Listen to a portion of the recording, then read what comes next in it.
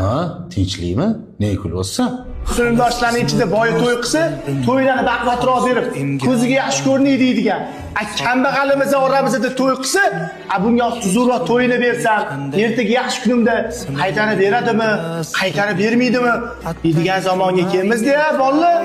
Menimcha sizlar bilan biz shu yoshlikdagi bitta maktabda, bitta sinfda katta bo'lgan sinfdoshlarimiz shakil, qo'llaring 3-4 pul ko'rib, o'zlaringdan ketib qoldiraringmi?